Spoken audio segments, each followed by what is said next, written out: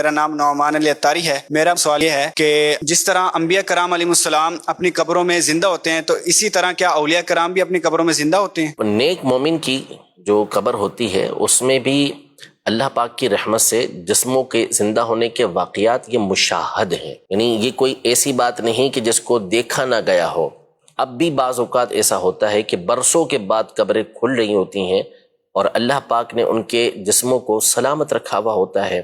تو اولیاء کے جسموں کو بھی اللہ پاک یہ سلامت رکھتا ہے۔ اسی طرح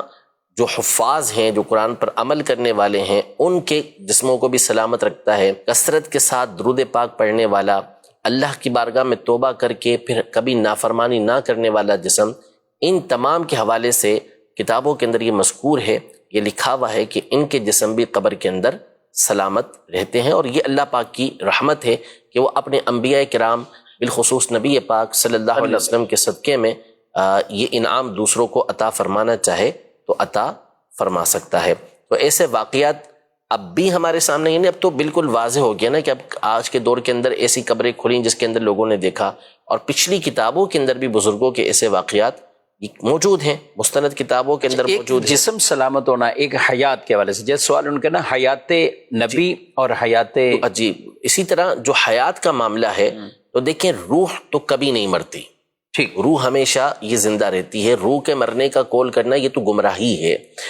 موت جو نام ہے وہ روح کے جسم سے جدا ہونے کا نام ہے، اس کے بعد جو روح ہے اس کا تعلق جسم کے ساتھ رہتا ہے، حتیٰ کہ کافر کا بھی رہتا ہے، اس کی روح کا بھی تعلق اس کے جسم کے ساتھ ختم نہیں ہوتا۔ جو عذاب ہوتا ہے یہ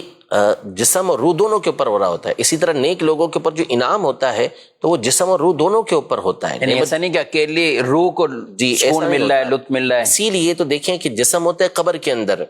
روح کسی بھی مقام پر ہو، جو مختلف احادیث کے اندر مختلف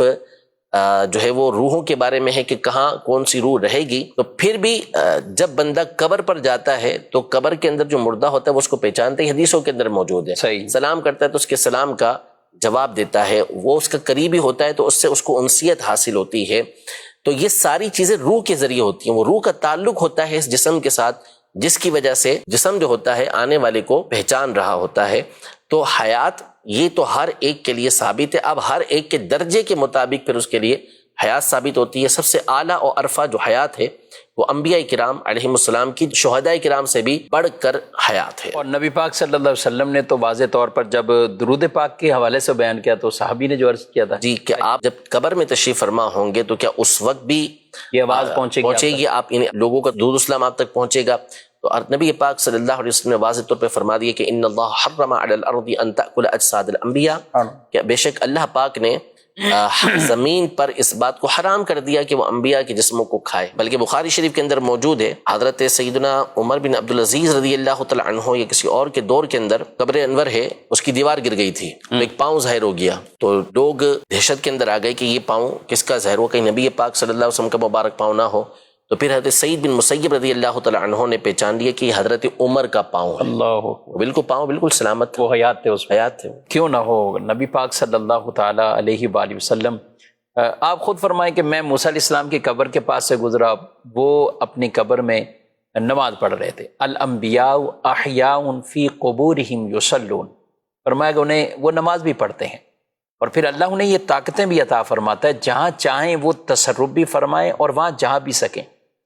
ہمارا یہ عقیدہ ضرور ہے کہ رسول اللہ صلی اللہ تعالی علیہ وسلم جسم مبارک کے ساتھ اپنے مزار پر انوار میں تشریف فرمائیں، اور جہاں چاہیں اللہ کی عطا سے وہاں جا سکتے ہیں۔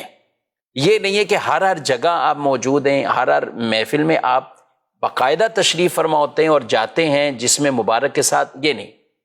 علم کے ساتھ سب کو مشاہدہ فرما رہے، پوری کائنات کو مشاہدہ فرما رہے ہیں، اور ہماری آوازوں کو، ہماری فریادوں کو وہ باقاعدہ سنتے ہیں۔ میرے امام اعلی حضرت فرماتے ہیں، دور و نزدیک کے سننے والے وہ کان، کانے لالے کرامت پہ لاکھوں سلام۔